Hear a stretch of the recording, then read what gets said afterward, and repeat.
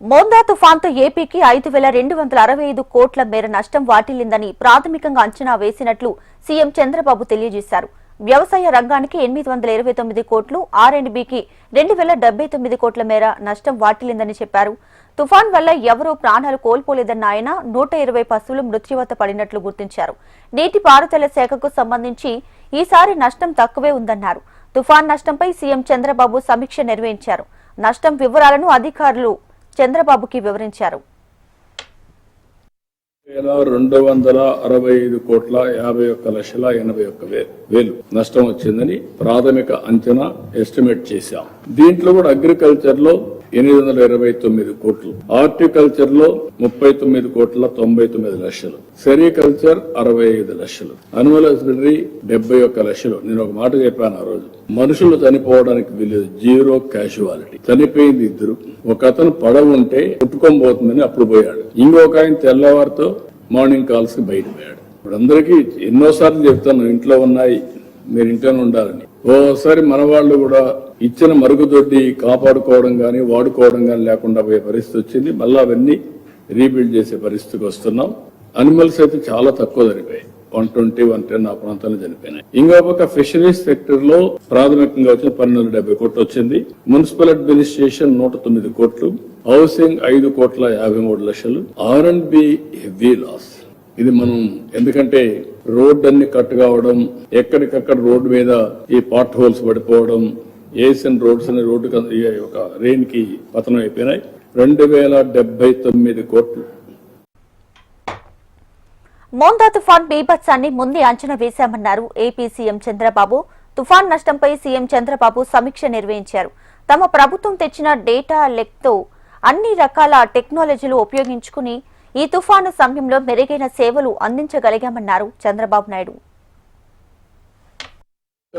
ప్రజలందరూ కూడా names with Aadhaar authentication, Aadhaar are మన బయోమెట్రిక్స్. ఇంకొక పక్కన వీళ్ళందరూ ఏ ఇంట్లో ఉన్నారు, ఫ్యామిలీ యాజ్ ఎ యూనిట్, ఆ ఇల్లు కూడా జియో ట్యాగింగ్ చేసి ఒకవేళ ఇలాంటి విపత్తులు వస్తే ఆ ఇంటికి పోలేకపోతే ఎక్కడి నుంచైనా మెడిసిన్ పంపించాలన్నా ఫుడ్ పంపించడానికి జియో ట్యాగింగ్ కూడా చేసి, ఇవన్నీ ఇంకో పక్కన సీసీటీవీ కెమెరాలు లేనప్పట్లో పెట్టిన కెమెరాలు కూడా పనిచేయకపోతే ఇప్పుడు అన్ని ఆపరేషన్ స్టార్ట్ చేశాం.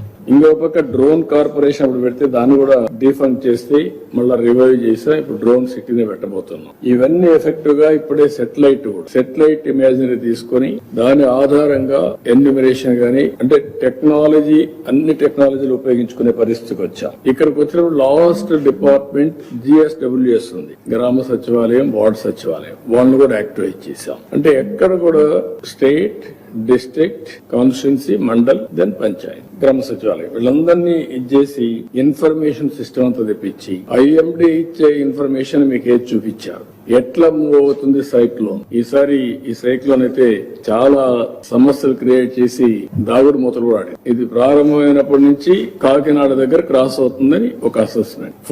అందరి ఫోకస్ ఏంటి, కాకినాడ దగ్గరే క్రాస్ అవుతుంది. మనం అందరం అక్కడ ఫోకస్ చేస్తే ఎక్కడ ప్రారంభమైన రెయిన్స్ ముందు రోజు అంటే నెల్లూరులో స్టార్ట్ అయ్యి అక్కడి నుంచి తిరుపతి ఎంత పడి ఇంకొక పక్కన కావలికి వచ్చి హైయెస్ట్ 24 సెంటీమీటర్లు రెయిన్ఫాల్ పడే పరిస్థితి వచ్చి అక్కడి నుంచి డివాస్టేషన్ చేసుకుంటూ బాపట్ల ఇట్లొచ్చి దెన్ మచిలీపట్నం, దెన్ అంతర్వేది, నర్సాపూర్ దగ్గర అక్కడి నుంచి క్రాస్ అయ్యి రాజోల్ ద్వారా పైకి వెళ్ళడం. అక్కడ రెయిన్ తక్కువ పడింది. ఇక్కడి నుంచి వెళ్ళింది తెలంగాణలో విపరీతంగా పడింది. ఇప్పుడు అటు పోతే ఛత్తీస్గఢ్ లో పడిపోయి జార్ఖండ్ ఏరియా, ఇటు ఒరిస్సా అక్కడ ఎంత పడుతుంది చూడాలి. ఈ రోజు క్లౌడ్స్ మూవ్ అయినాయి.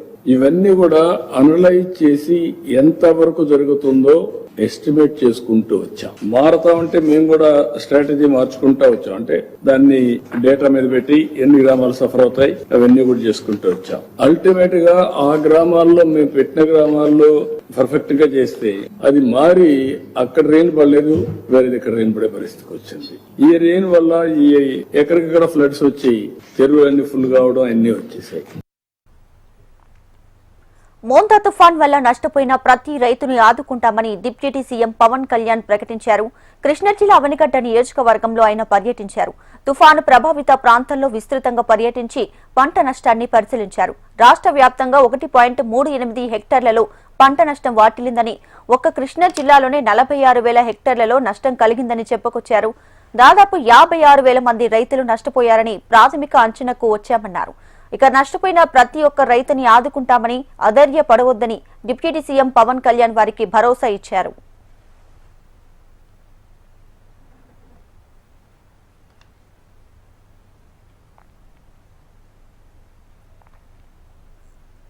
నిండుకుండలా మారిన ప్రకాశం బ్యారేజ్ ని మంత్రి నిమ్మల రామానాయుడు పరిశీలించారు. ఎగువ ప్రాంతాల్లో కురుస్తున్న భారీ వర్షాలకు 6 నుంచి 6,50,000 క్యూసెక్కుల నీరు ప్రకాశం బ్యారేజ్ కి వస్తుందని మంత్రి నిమ్మల స్పష్టం చేశారు. ఇక లంక గ్రామాల ప్రజలను ఇప్పటికే అప్రమత్తం చేశామని, లోతట్టు ప్రాంతాల ప్రజలను పునరావాస కేంద్రాలకు తరలించాలంటూ అధికారులను ఆదేశించారు.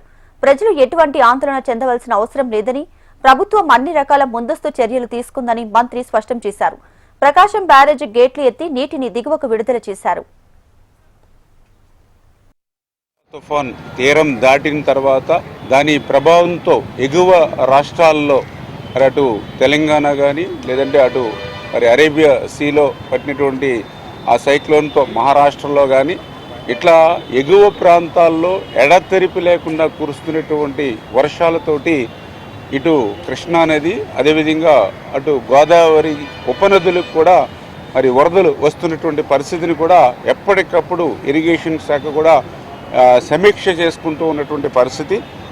అందులో భాగంగానే ఏదైతే కృష్ణా నదికి సంబంధించి ఏదైతే అటు నాగార్జున సాగర్ నుంచి 2 లక్షల క్యూసెక్లు దాన్ని ఇప్పుడు 1 లక్ష క్యూసెక్లకి తగ్గి క్రిందికి వస్తున్నటువంటి పరిస్థితి.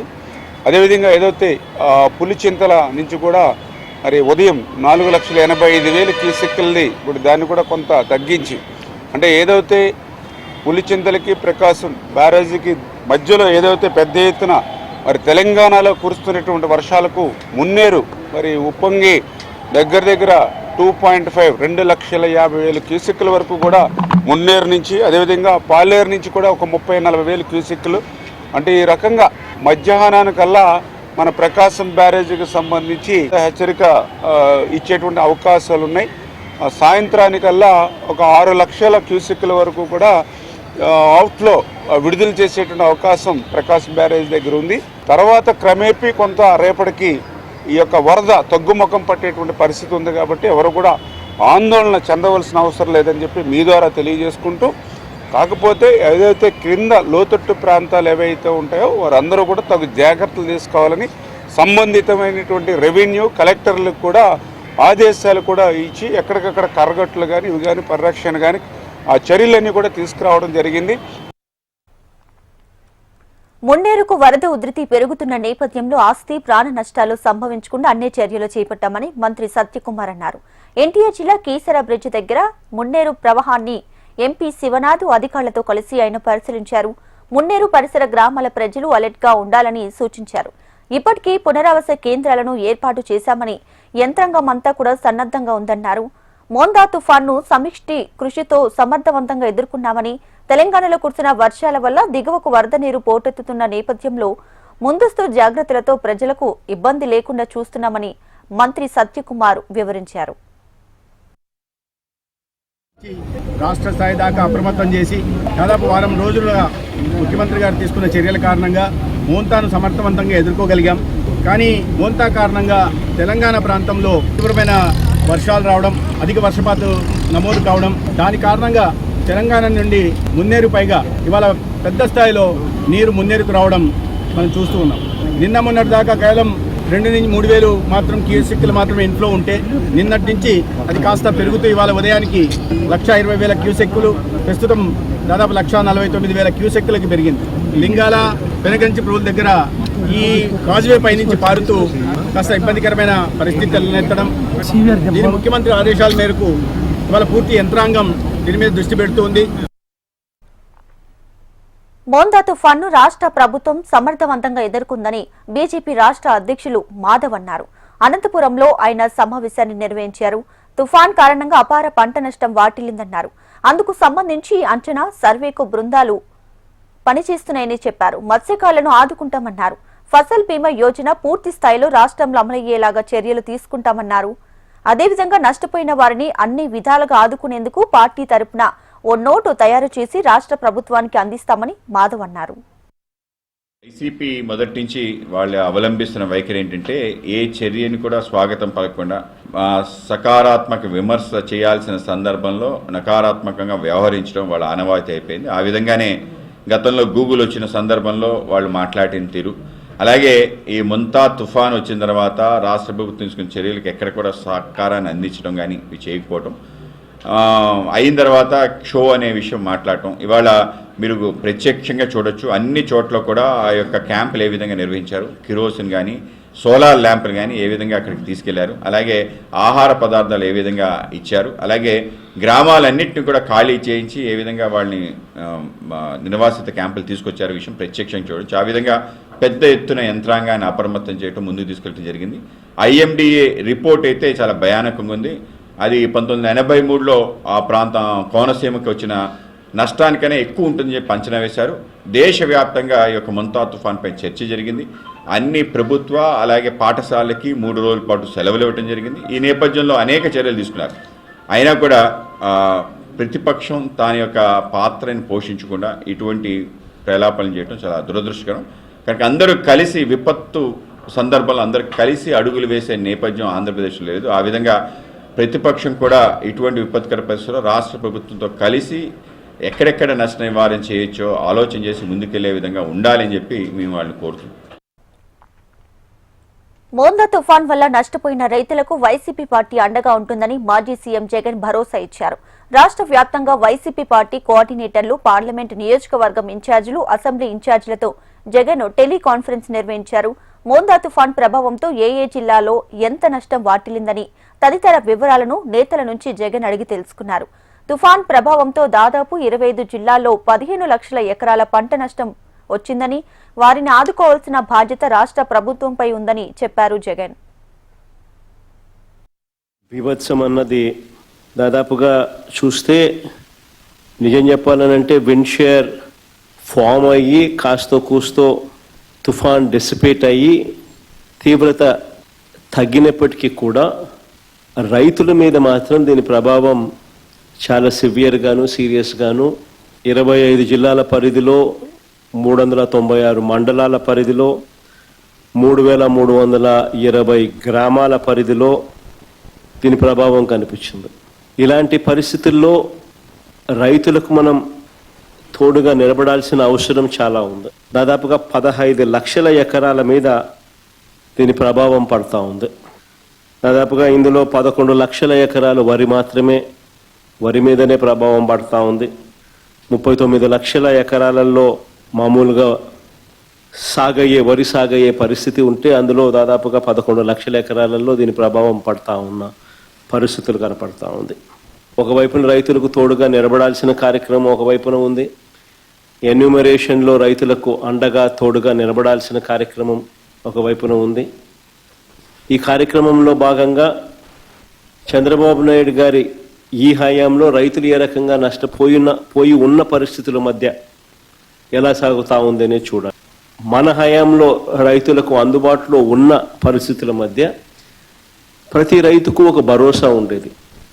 ఆ రోజుల్లో మన హయాంలో దాదాపుగా 85 లక్షల మంది రైతులకు దాదాపుగా 70 లక్షల ఎకరాల పంటకు ఉచిత పంటల బీమా అందుబాటులో ఉండే పరిస్థితి ఉంటే ఈరోజు కేవలం ఇన్సూరెన్స్ ప్రీమియం కట్టిన వాళ్ళకు మాత్రమే, అంటే కేవలం 19 లక్షల ఎకరాలకు మాత్రమే, 19 లక్షల మంది రైతులకు మాత్రమే, అది కూడా బ్యాంక్ లోన్ అవైల్ చేసుకున్న వాళ్ళకు మాత్రమే. రాయచోటి అభివృద్ధికి కట్టుబడి ఉన్నానని మంత్రి మండిపల్లి రాంప్రసాద్ రెడ్డి అన్నారు. అన్నమయ్య జిల్లా రాయచోటిలో జరుగుతున్న రింగ్ రోడ్డు పనులను అధికారులతో కలిసి ఆయన పరిశీలించారు. 7.5 కోట్ల రూపాయల నిధులతో మదనపల్లి రింగ్ రోడ్ నుంచి పీలేరు రింగ్ రోడ్డు సర్కిల్ వరకు 4 లైన్ల రహదారిని ఏర్పాటు చేస్తున్నామన్నారు. ఇక రానున్న 6 నెలల్లో పనులు పూర్తి చేసి రోడ్డును వినియోగంలోకి తీసుకొస్తామని చెప్పారు. స్థానికులకు ఎలాంటి సమస్యలు తలెత్తకుండా రహదారులను అలాగే డ్రైనేజీని నిర్మిస్తామని మంత్రి రాంప్రసాద్ రెడ్డి హామీ ఇచ్చారు. అభివృద్ధిలో భాగంగా ఈరోజు ఇక్కడ రాయచోటి బైపాస్కి సంబంధించి ఫ్లైఓవర్ బ్రిడ్జ్ నిర్మాణం కొరకు ఇక్కడ ఉన్న స్థానికులతో అలాగే NH అధికారులతో సమావేశం జరిగింది. ముఖ్యంగా ఎవరికి ఏ విధమైన సమస్యలు లేవనెత్తకుండా పట్టణంలో ఉన్న ఎవరైతే ఇండ్లు ఉంటాయో వాళ్లకు, అలాగే నేషనల్ హైవే స్పీడ్కి సంబంధించి, అలాగే నేషనల్ హైవేలో పోయే వెహికల్స్ కూడా ఎక్కడ ఏ విధమైన ప్రమాదాలు జరగకుండా ఇక్కడ మదనపల్లి రోడ్లో ఫ్లైఓవర్ నిర్మాణం చేపడుతున్నాం. సుమారు 7.5 కోట్ల రూపాయలతో ఈ ఫ్లైఓవర్ నిర్మాణం జరుగుతుంది. ఇప్పుడు రాయచోట్లో కడప, అలాగే గండి రోడ్డు, అక్కడి నుంచి గాలివీడు రోడ్డు, అక్కడి నుంచి మదనపల్లి రోడ్డు నుంచి ఇప్పుడు పీలేరు రోడ్డు వరకు కూడా డబుల్ లేన్ రోడ్డు నీట్గా కొత్తగా నిర్మాణం చేపడుతున్నాం. ఈ వర్క్ అంతా వచ్చే 6 నెలల్లో పూర్తవుతుంది. ఇప్పుడు ముఖ్యంగా ఇక్కడ చిన్న సమస్యలు కూడా అధికారుల దృష్టికి తీసుకొని రావడం జరిగింది. ఎవరికి ఏ విధమైన ఆటంకాలు లేకుండా 120 అడుగులు ఏదైతే ముందు గవర్నమెంట్ నిర్దేశించారో ఆ 120 అడుగులు రోడ్డును మాత్రమే తీసుకోవడం జరుగుతుంది. దానిలో ఫ్లైఓవర్కి సంబంధించి చుట్టుపక్కల 2 పక్కల కూడా ఇక్కడ ప్రయాణించే వాళ్ళకు, ఇక్కడ చుట్టుపక్కల ఉన్న ఇండ్లకు, రేపు రాబోయే కాలంలో కాలనీ వాళ్ళకు కూడా ఏ విధమైన సమస్యలు లేవనెత్తకుండా అక్కడ కూడా డ్రైనేజ్, అలాగే సర్వీస్ రోడ్ల నిర్మాణం కూడా చేపడతామని తెలియజేసుకుంటాం. టీటీడీ ఉద్యోగులకు board chairman BR Naidu good news చెప్పారు. తిరుమల తిరుపతి దేవస్థానం ఉద్యోగులకు 10% బోనస్ అందించాలని బోర్డు మీటింగ్లో నిర్ణయం తీసుకున్నారు. బ్రహ్మోత్సవాలలో విధులు నిర్వర్తించిన కొందరికి మరో 10% అదనంగా బోనస్ ఇవ్వనున్నట్లు చైర్మన్ బిఆర్ నాయుడు ప్రకటించారు. ఈ మేరకు టీటీడీ బోర్డు నిర్ణయాలను చైర్మన్ వెల్లడించారు. కరీంనగర్లో ఆలయం నిర్మాణానికి నిధులు విడుదల చేస్తామని చైర్మన్ స్పష్టం చేశారు. ఎవరైతే ఇందులో ఉద్యోగస్తులు పార్టిసిపేట్ చేశారో మొత్తం టీటీడీ ఉద్యోగులకి 10% యాజ్ యూజువల్గా బోనస్ ఇవ్వాలనేటువంటిది నిర్ణయం తీసుకున్నాం.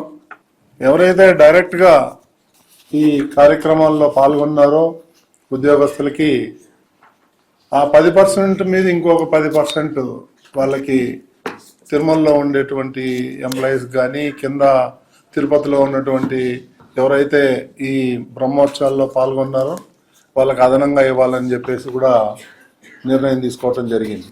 తెలంగాణలో కరీంనగర్లో ఒక ఆలయం నిర్మించాలనేటువంటిది సుమారు 2 సంవత్సరాల నుంచి పెండింగ్ ఉంది. దాన్ని ఈరోజు బోర్డులో పెట్టి ఆమోదం చేయటం జరిగింది.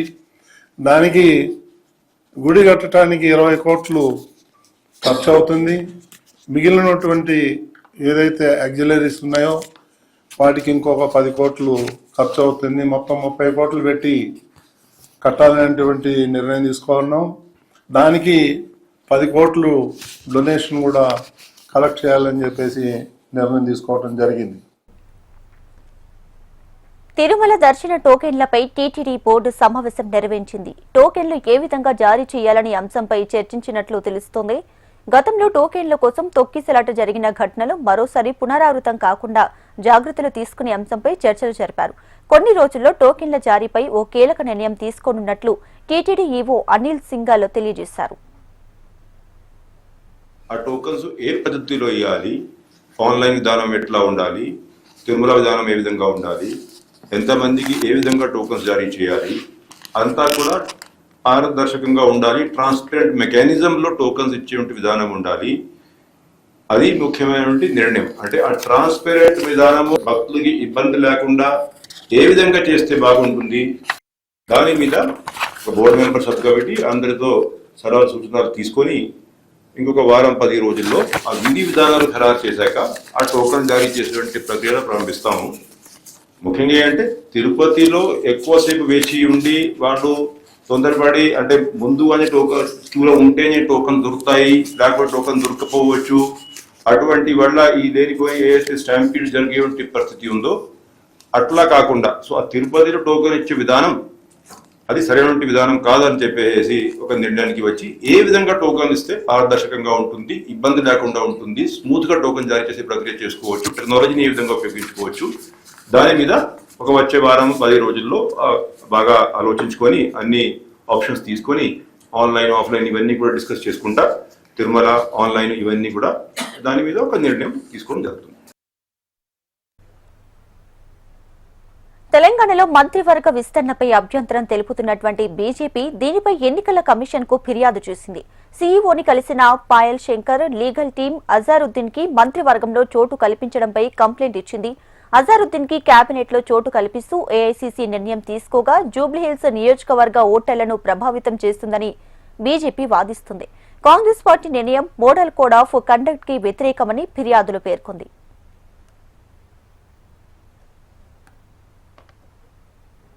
ఈరోజు తెలంగాణ రాష్ట్ర ముఖ్యమంత్రి గారు ఎన్నికల నియమావళిని ఉల్లంఘిస్తూ ఈ రాష్ట్రంలో జూబ్లీహిల్స్ ఉప ఎన్నిక జరుగుతున్నటువంటి సందర్భంలో అజారుద్దీన్ గారికి మంత్రివర్గంలో స్థానం ఇస్తున్నట్టు నిన్న ప్రకటన చేయడం, ఆ యొక్క ప్రకటన అంతా కూడా print media, social media, electronic మీడియాలో రావడం, ఎన్నికల నియమావళి ప్రకారం రాష్ట్ర ముఖ్యమంత్రి గారు జూబ్లీహిల్స్ నియోజకవర్గంలోని ఒక వర్గం ఓటర్లను ప్రభావితం చేసే విధంగా అజారుద్దీన్ ను మంత్రివర్గంలోకి తీసుకుంటున్నటువంటి విషయాన్ని, ఇది భారత ఎన్నికల నియమావళికి పూర్తిగా విరుద్ధమని భారతీయ జనతా పార్టీ ఈరోజు మాకున్నటువంటి అభ్యంతరాలన్నింటినీ కూడా సిఈసికి మేము కంప్లైంట్ ఇవ్వడం జరిగింది. కాంగ్రెస్ పార్టీ పరిస్థితి చూస్తే రోజు రోజుకు దిగజారుతున్నటువంటి సమయంలో ఏ విధంగానైనా సరే ఒక వర్గం ఓటర్లను ఆకర్షించి ఆ యొక్క వర్గం ఓటర్లతోనే రాజకీయాలు చేయాలన్నటువంటి ఆలోచనతోని కాంగ్రెస్ పార్టీ ఈరోజు రాష్ట్ర ముఖ్యమంత్రి గారు అజారుద్దీన్ కు మంత్రివర్గంలో స్థానం ఇస్తానని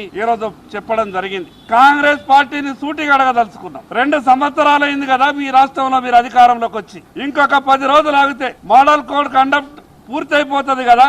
ఇంత హుటాహుటిన ఏం ఆశించి మీరు ఈ యొక్క చర్య చేస్తా ఉన్నారో తెలంగాణ ప్రజలకు సమాధానం చెప్పాల్సినటువంటి అవసరం ఉన్నది. దిక్కు తోచనటువంటి స్థితిలో కాంగ్రెస్ పార్టీ ఉన్నది. పైకి మాత్రం మంత్రులు మాట్లాడుతున్న మాటలు ఒక రకంగా ఉంటే అక్కడ ఉన్నటువంటి పరిస్థితి మరో రకంగా ఉన్నది.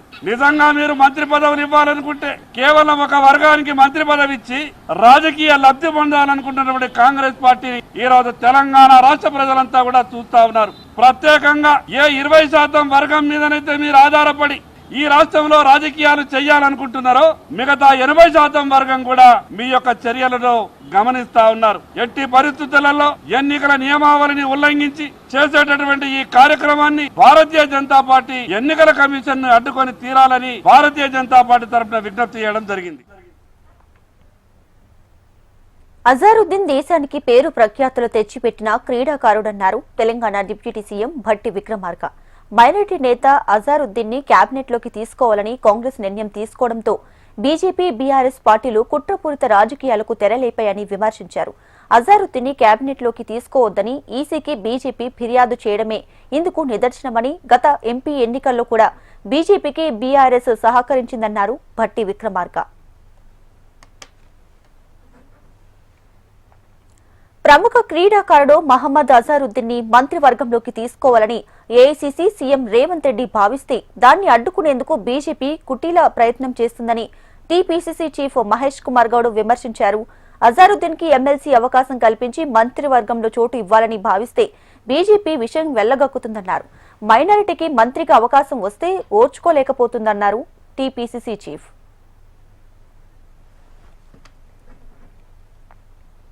జూబ్లీహిల్స్ లో ఎంఐఎం పార్టీ ఎందుకు పోటీ చేయడం లేదని కేంద్ర మంత్రి కిషన్ రెడ్డి ప్రశ్నించారు. స్లాటర్ హౌస్ మాఫియాతో పోలీసులు చేతులు కలిపారని చెప్పారు. స్లాటర్ హౌస్ల వెనుక ఉంది ఎంఐఎం నేతలేనని, 39 స్లాటర్ హౌస్లపై ప్రభుత్వానికి ఫిర్యాదు చేశామన్నారు కిషన్ రెడ్డి. ఇక మజ్లిస్ అరాచకాలను ఆపాలంటే జూబ్లీహిల్స్ లో బీజేపీని గెలిపించాలని కోరారు.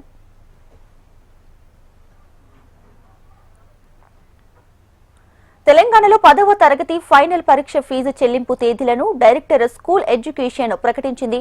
అక్టోబర్ 30వ తేదీ నుంచి నవంబర్ 13 లోపు పాఠశాల హెడ్ మాస్టర్లకు విద్యార్థులు ఫీజు చెల్లించాలని తెలిపింది. హెచ్ఎంఏలు ఆన్లైన్ ద్వారా నవంబర్ 14 లోపు ఫీజు చెల్లింపు చేయాలని, విద్యార్థుల డేటాను నవంబర్ 18 లోపు డీఈఓలకు అందించాలని ఉత్తర్వులో పేర్కొంది. ₹50 ఆలస్య రుసుముతో నవంబర్ 29 వరకు, అలాగే ₹200 ఆలస్య రుసుముతో డిసెంబర్ 2 నుంచి 11వ తేదీ వరకు, ₹500 ఆలస్య రుసుముతో డిసెంబర్ 15 నుంచి 19 వరకు 10వ తరగతి పరీక్ష ఫీజు చెల్లించేందుకు విద్యార్థులకు అవకాశాన్ని కల్పించారు. తెలంగాణ ప్రభుత్వంపై మల్కాజ్గిరి ఎంపీ ఈటెల రాజేందర్ ఆగ్రహాన్ని వ్యక్తం చేశారు. మోందా తుఫాన్తో రైతులు తీవ్రంగా నష్టపోతే మంత్రులు మాత్రం జూబ్లీహిల్స్ ఉప ఎన్నిక ప్రచారంలో నిమగ్నమయ్యారని ఫైర్ అయ్యారు. ప్రజల ఇబ్బందులు పట్టించుకోకుండా మంత్రులు సెటిల్మెంట్లు చేస్తున్నారని ఆరోపించారు. మోందా తుఫాన్తో నష్టపోయిన రైతులను ప్రభుత్వమే ఆదుకోవాలని ఎంపీ ఈటెల డిమాండ్ చేశారు.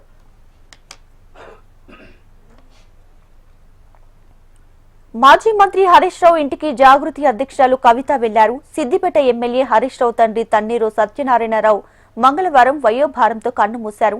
ఈ నేపథ్యంలోనే తెలంగాణ జాగృతి వ్యవస్థాపకురాలు కల్వకుంట్ల కవిత తన భర్త అనిల్తో కలిసి కోకాపేటలోని హరీష్ రావు నివాసానికి వెళ్లారు.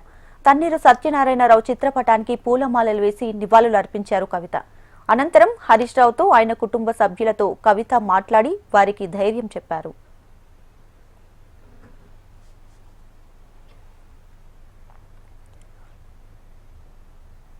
నిర్మల్ జిల్లా కేంద్రంలో పత్తి కొనుగోలు కేంద్రాన్ని ఎమ్మెల్యే ఏలేటి మహేశ్వర్ రెడ్డి, కలెక్టర్ అభిలాష అభినవ్ ప్రారంభించారు. పత్తికి కనీస మద్దతు ధర క్వింటాకు 8,110 రూపాయలు ఉందని, దళార్లను నమ్మి మోసపోకుండా రైతులు ప్రభుత్వ కొనుగోలు కేంద్రాలను సద్వినియోగం చేసుకోవాలని ఎమ్మెల్యే సూచించారు. ఇక సోయాకు కనీస మద్దతు ధర క్వింటాలకు 5,328 రూపాయలు నిర్ణయించినట్లు ఎమ్మెల్యే స్పష్టం చేశారు. తడిసిన ధాన్యాన్ని ప్రభుత్వం వెంటనే కొనుగోలు చేయాలని రైతన్నలు డిమాండ్ చేశారు. జరగడమే కాకుండా మరి ప్రాంతంలో కొనుగోలు కేంద్రాలు నిర్మల్లో, సారంగపూర్, హెడ్ క్వార్టర్స్ అన్ని చోట్ల కూడా మరి ఏర్పాటు చేయడం ద్వారా రైతులకు సదుపాయం కలుగుతా ఉన్నది. అదే మాదిరిగా మరి కలెక్టర్ గారికి, మరి జేసీ గారికి కూడా నేను వెంటనే. భద్రాద్రి జిల్లా జూలూరుపాడులో పిఎస్ దగ్గర ఉద్రిక్తత వాతావరణం చోటు చేసుకుంది. ఓ ప్రేమ జంట వ్యవహారంలో ఇరు వర్గాలు స్టేషన్ కు చేరుకోవడంతో ఉద్రిక్తత నెలకొంది. అమ్మాయి తరపు బంధువులు స్టేషన్ పై దాడికి యత్నించారు. ఘటనను చిత్రీకరిస్తున్న వారిపై అమ్మాయి తరపు బంధువులు దాడికి యత్నించారు. ఎస్ఐ రూమ్ పైకి చెప్పులు విసిరారు. ఎస్ఐ తన సిబ్బందితో పరిస్థితిని అదుపు చేసేందుకు ప్రయత్నించినా అదుపులోకి రాలేదు. ఈ విషయాన్ని తెలుసుకున్న కొత్తగూడెం డీఎస్పీ స్టేషన్ కు చేరుకున్నారు. అమ్మాయి తరపు బంధువులను చెదరగొట్టారు.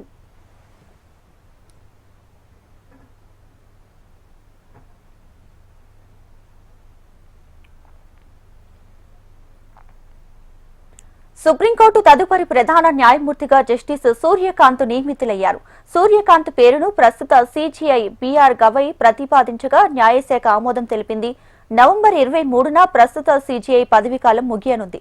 ఈ నేపథ్యంలో సీనియర్ న్యాయమూర్తిగా కొనసాగుతున్న సూర్యకాంత్ ను సీజీఐగా నియమితులయ్యారు. నవంబర్ 24వ తేదీన సూర్యకాంత్ 53వ ప్రధాన న్యాయమూర్తిగా ప్రమాణ స్వీకారం చేస్తారు. 2027 ఫిబ్రవరి 9 వరకు 14 నెలల పాటు ఆయన సీజీఐగా కొనసాగనున్నారు.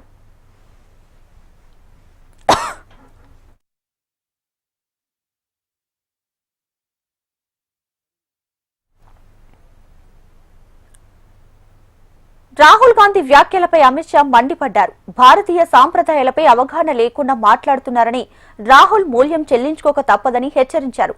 రాజకీయాల కోసం ఛట్ మాతను అవమానించారని ఆగ్రహాన్ని వ్యక్తం చేసిన షా ఎన్నికల్లో విపక్ష కూటమి ఓటమి ఎదుర్కోక తప్పదని హెచ్చరించారు.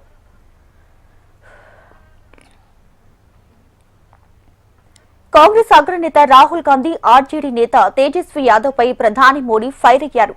అవినీతి కేసుల్లో బెయిల్పై ఉన్నటువంటి ఇద్దరు యువరాజులు బీహార్లో బూటకపు హామీలకు తెరలేపారని విమర్శించారు. తనపై అభ్యంతరకరంగా మాట్లాడుతున్న ఇద్దరు యువరాజులు అవినీతి కుటుంబాలకు వారసులని ధ్వజమెత్తారు ప్రధాని నరేంద్ర మోడీ. ముంబైలో 20 మంది చిన్నారులను కిడ్నాప్ చేసిన కిడ్నాపర్ కథ సుఖాంతమైంది. కిడ్నాపర్ చెర నుంచి పిల్లలను పోలీసులు సురక్షితంగా రక్షించారు. కిడ్నాపర్ రోహిత్ ఆర్యను ముంబై పోలీసులు అరెస్ట్ చేశారు. పొవై ప్రాంతంలోని ఆర్ఏ స్టూడియోలో ఆడిషన్స్ కోసం కొంతమంది పిల్లలు రాగా అదే స్టూడియోలో పనిచేస్తున్నటువంటి కిడ్నాపర్ రోహిత్ ఆర్య 20 మందిని నిర్బంధించాడు. సమాచారం అందుకున్న పోలీసులు రోహిత్ ని అదుపులోకి తీసుకున్నారు. అయితే రోహిత్ మానసిక పరిస్థితి బాగోలేదని పోలీసులు చెబుతున్నారు. ఇక మరోవైపు కిడ్నాపర్ రోహిత్ ఆర్య అంతకు ముందే ఓ వీడియోను విడుదల చేశాడు.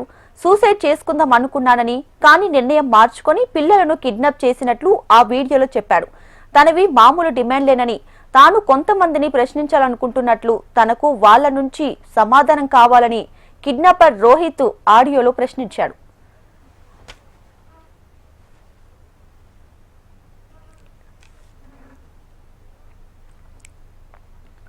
పశ్చిమ సరిహద్దులో భారత త్రివిధ దళాలు సంయుక్తంగా ఆపరేషన్ త్రిశూల్ ని విజయవంతంగా సన్నాహాలు నిర్వహించాయి. నేవీ, ఎయిర్ ఫోర్స్, ఆర్మీ బలగాలు ఈ ఆపరేషన్లో కీలక పాత్ర పోషించాయి. 3 దళాల సమన్వయంతో నిర్వహించిన ఈ వ్యాయామం శత్రు దాడులను ఎదుర్కొనే సామర్థ్యాన్ని పెంపొందించే లక్ష్యంతో చేపట్టారు. అనూహ్య పరిస్థితుల్లో ప్రతిస్పందన, వ్యూహాత్మక ప్రణాళికలు, రక్షణ సాంకేతికతల వినియోగం ఈ ఆపరేషన్ ప్రధాన అంశాలు. దేశ భద్రతను మరింత బలోపేతం చేయడానికి ఈ సంయుక్త వ్యాయామం దోహదపడనుందని అధికారులు స్పష్టం చేశారు.